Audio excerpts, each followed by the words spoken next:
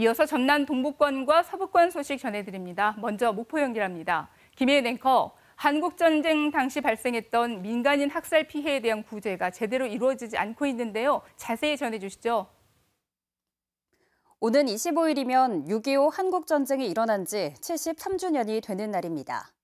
진실화해위원회가 한국전쟁 전후 발생한 민간인 학살자에 대해 피해 조사 신청을 마감했지만 여전히 미신청자가 많이 있는데요. 이들에 대한 피해 구제가 난항을 겪고 있습니다. 보도에 김광진 기자입니다. 올해 86살인 남연심 씨.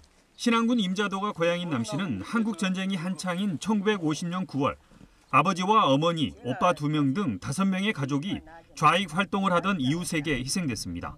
그런데 남 씨는 지난 2005년 시작됐던 1기 진실화해위원회 조사 때는 물론 지난해 12월로 진실규명 신청이 마감된 2기 진화위 조사 때도 희생자에 대한 신청 규명서를 제출하지 못했습니다. 정부에서 이 같은 신청을 받는 줄 몰랐기 때문입니다. 진실화해위원회에다가 이거 신청 접수를 받는다는 것은 모르셨어요? 그동안? 내가 못 알겠어. 누가 말 안 해주고 어른들이 없는데 애들하고 나하고 사는데 못 알겠어. 아무것도 모르고 그락저락 그냥 사는 거지. 쌓여가는 것은 약 봉지뿐. 5년 전부터는 당시 기억이 자주 떠올라 수면제에 의지하고 있습니다.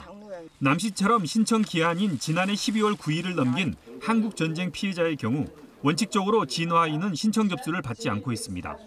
이 때문에 국회가 진화위 신청 접수 기한을 다시 연장하는 법을 제정해야 연장이 이루어지지만 아직 법안만 발의돼 있을 뿐 통과되지 않고 있습니다. 현재 그 신청 기간이 만료되었는데 그럼에도 불구하고 많은 분들이 아직 신청 못한 분들이 있습니다.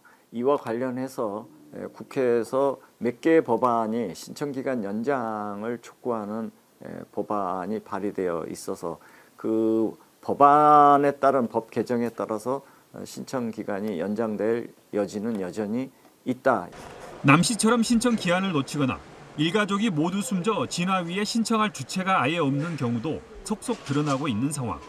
전문가들은 이 때문에 신청자가 있을 경우만 진화위가 조사하는 것이 아니라 국가나 지자체가 인지했을 경우 자체적으로 조사를 개시할 필요성도 제기하고 있습니다. KBS 뉴스 김광진입니다.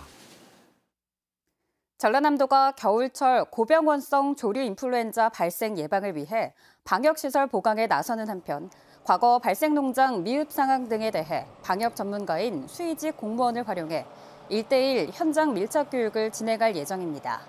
또 산란계 농장 계열사도 자체적으로 내외부 전문가를 동원해 발생 농장에 방역 컨설팅을 하고 분기별 1회 이상 개양 농장에 대한 방역 점검과 방역 교육을 실시할 방침입니다. 이주 노동자와 결혼 이주 여성 등 외국인 주민이 많은 영암군 사모읍에서 다음 달 29일까지 매주 토요일마다 주말 장터가 열립니다. 사모 주말 장터에는 다양한 농수산물 판매 부스가 마련됐으며 세계 각국의 전통 공연과 문화예술 공연 등도 진행될 예정입니다. 지금까지 목포에서 전해드립니다.